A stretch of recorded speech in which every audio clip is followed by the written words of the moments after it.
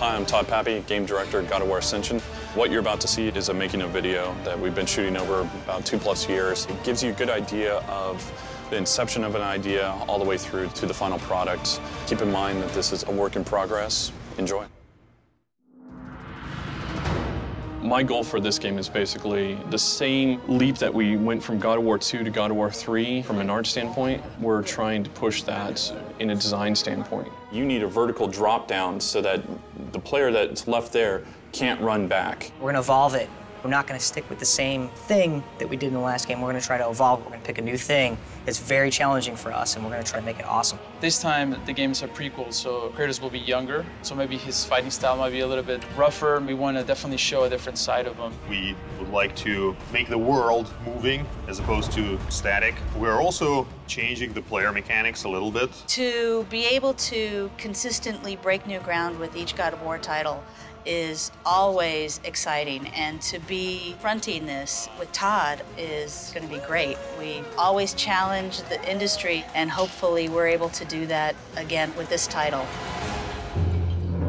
I could look at something and I know how I want it to feel versus looking at something and knowing how I want it to look. From an art standpoint, I will rely heavier on the art director and the guys that have been doing it for years and years. You know, they're the masters. Todd and I really get each other. We're very comfortable with each other. We're not, afraid to call bullshit on each other. So we're pretty honest with each other, which I think is good, but at the same time, we trust each other. You were kind of talking about maybe doing kind of spikes.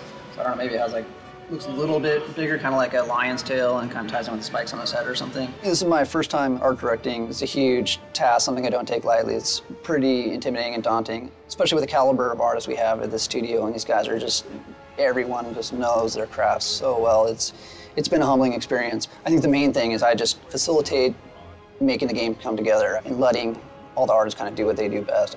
I think probably the biggest challenge I face is kind of continuing this legacy of making great-looking games from the guys on the original God of War 1, Stig taking over as art director on God of War 2, Ken Feldman taking over as art director on God of War 3. There's huge shoes to fill. Those guys just done an amazing job. It's just trying to make sure I've got all the bases covered and I'm really kind of living up to the legacy of what we've done in the studio. The goal is always the same.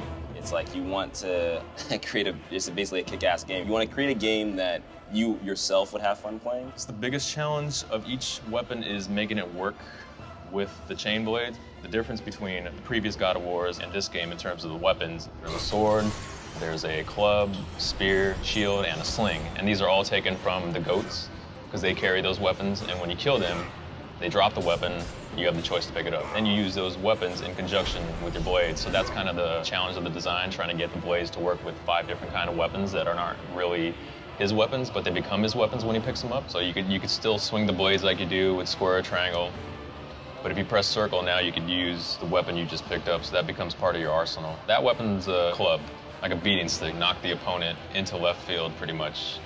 So the spear is mainly a projectile weapon. You don't really do any melee with it. It's purely long range. But you're also allowed to combo with the blades, is what we call weapon finishers. So if you're doing like a blade combo, and then you press the world weapon button, you will do like a specific world weapon kind of finisher like that.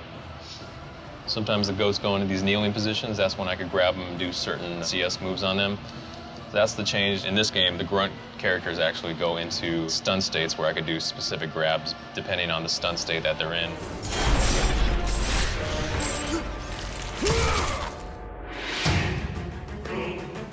The fact that Kratos is younger, it'll allow us to explore different abilities, different moves that he has that he didn't have in the original trilogy, so you can have the chance to show a different side of Kratos. We have a layering system, which is being worked on and developed.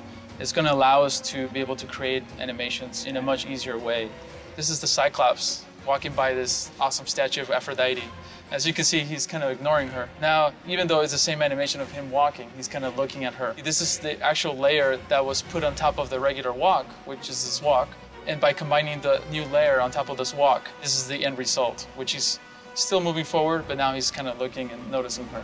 So that kind of detail is going to be able to be put throughout the game this time around. One of the most exciting things that we're working on are new sets of navigations. Before you would climb the wall, and it was kind of always had to be this kind of flat wall. But now we want to be able to create more of an organic environment that Kratos can interact with. So he's going to be able to sort of climb through these cracks on the walls. Another new exciting thing that we're working on is you can now slide down the wall. but we're gonna make it this kind of adrenaline, high action moment.